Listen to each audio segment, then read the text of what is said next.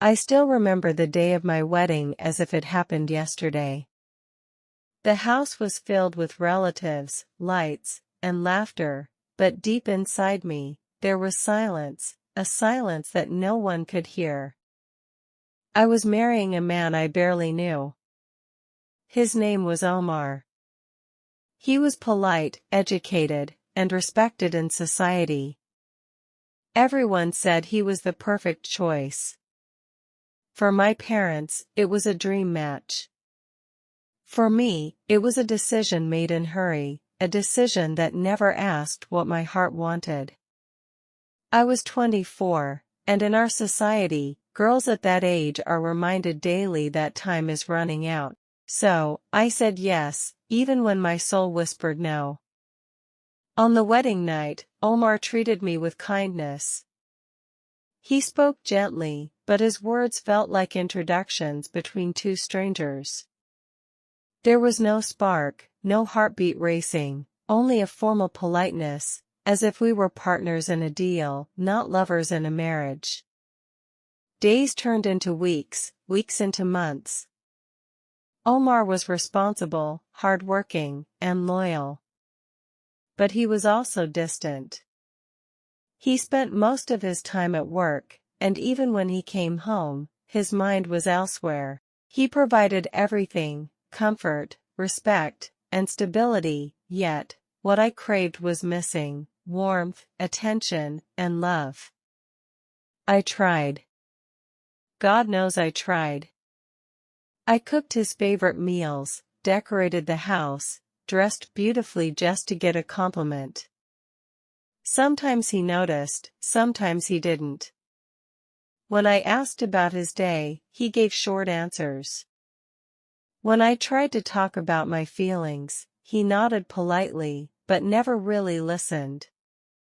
Slowly, loneliness started living with me like an uninvited guest. At night, when the house turned quiet, my heart argued with my mind.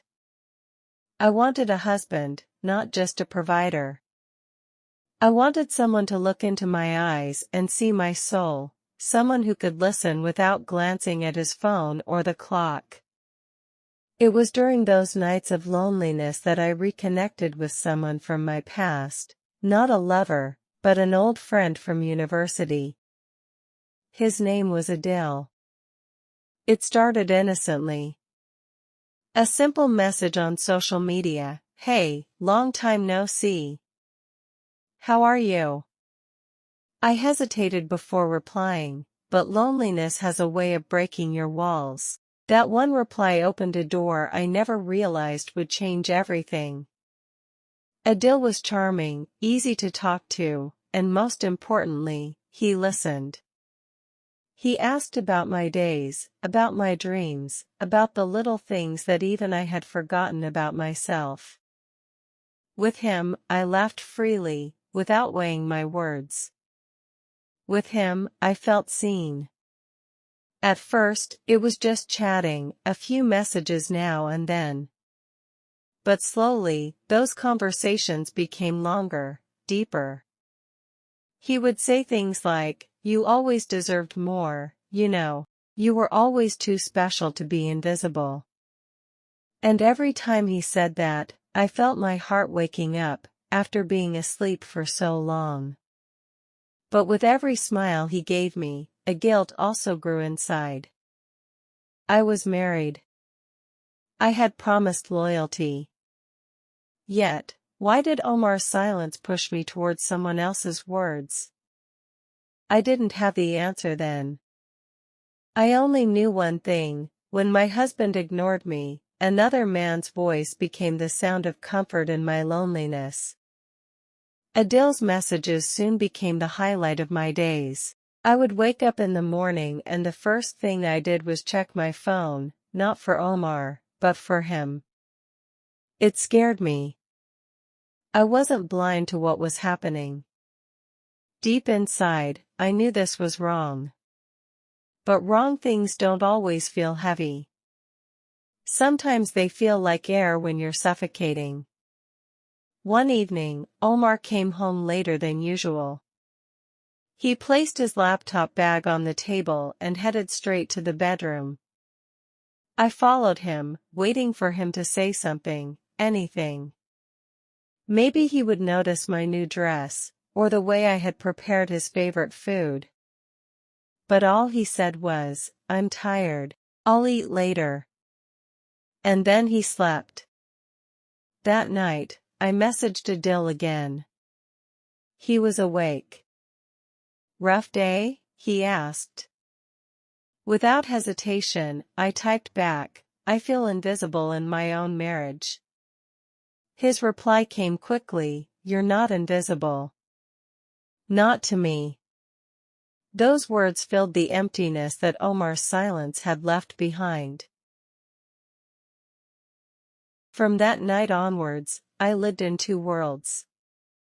At home, I was Omar's wife, dutiful, quiet, respectful. But on my phone, in stolen hours, I was someone else, a woman desired, valued, alive. Adil asked to meet in person. My heart knew this was crossing a line, but my loneliness pushed me forward. We met in a cafe, and seeing him after years made something inside me shift. He looked at me with eyes that saw everything I had hidden. That day, a hand brushed mine, and I didn't pull away. That was how betrayal began, not with a kiss, not with a lie, but with silence. Soon, our meetings grew frequent. And one evening, in the quiet of his apartment, the line I had promised myself never to cross, vanished. It wasn't planned. But when he held me close, when he whispered that I deserved love, my resistance melted. In that one night, I became the woman I had sworn I'd never be. When I returned home, Omar was sitting in the living room, working. He looked up at me and smiled faintly. "You're late. Everything okay?" My throat tightened, but I forced a smile. "Yes, just got busy." He nodded, trusting me blindly. And that trust felt heavier than any chains. The guilt grew, but so did the addiction. With Adil, I felt alive. With Omar, I felt like a stranger. But I didn't realize that Omar had already started noticing. At first, it was small things, my constant phone use, my late nights, my distracted mind. He asked gentle questions, "So, how's your university friend? You meet often these days?" His tone was calm, but his eyes searched me. One day, he followed me. He saw me getting into Adil's car. He didn't stop me. He didn't confront me. He just watched in silence as his wife laughed with another man. That night, he waited in the living room when I returned. "You're late," he said. I lied about traffic.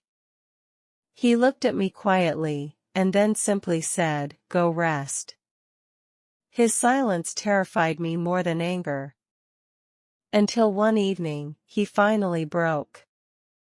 He stood in the bedroom doorway, his face pale, his voice steady. "Who is he?"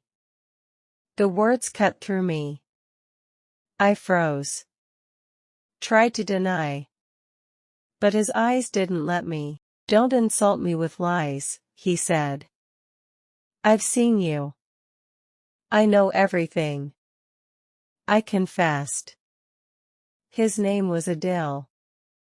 And when I said it, Omar closed his eyes, as if the sound itself killed something inside him. "Why?" he asked.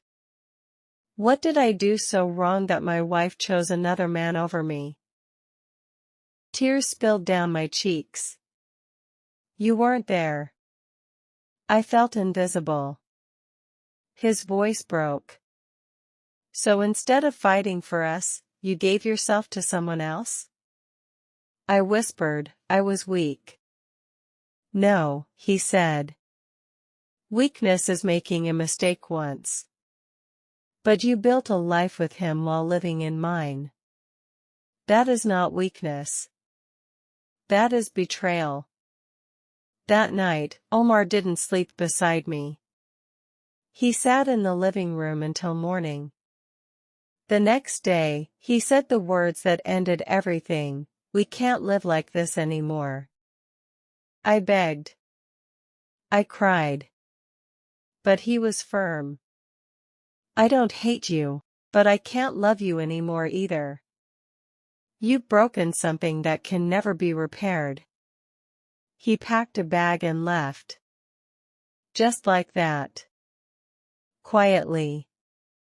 Without drama. Days turned into weeks, weeks into months. The house felt like a graveyard. Adil was still there, still calling, still saying he loved me. But now, every time I heard his voice, all I felt was disgust. He wasn't comfort anymore. He was a reminder of everything I had destroyed. One evening, I told him, "This can't go on. I can't be with you." He laughed bitterly. "So after ruining your marriage, you're leaving me too?" I stayed silent. Because there was nothing left to say.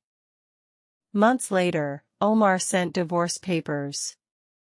Quietly, without anger. Just a few pages that ended years of life together. I signed them with trembling hands. My tears blurred the ink. Years passed. I heard Omar remarried. I saw him once, from a distance, at a family wedding. He looked happier, healthier. His new wife stood beside him, her hand in his, and for the first time, I saw in his eyes what I had craved all along: warmth. But not for me. I was left with nothing but regret. My punishment wasn't divorce. My punishment was living every single day knowing that I had destroyed the one man who gave me everything, except the one thing I never asked for out loud: his love. And so, this is my confession. If anyone hears my story, remember this: loneliness hurts, yes, but betrayal kills. Speak. Fight. Cry. But don't go searching for comfort in someone else's arms. Because that search doesn't heal you, it only destroys you. I destroyed my home with my own hands. And now, all I have left is regret. She lost her husband. She lost her love. She lost her home. Not because she wasn't loved, but because she went searching for love somewhere else. Betrayal is not a solution. It is a wound that never heals. If you feel lonely in your marriage, talk, cry, fight, but never betray. Because once trust is broken, it never returns. This was her story. What would you have done if you were in her place?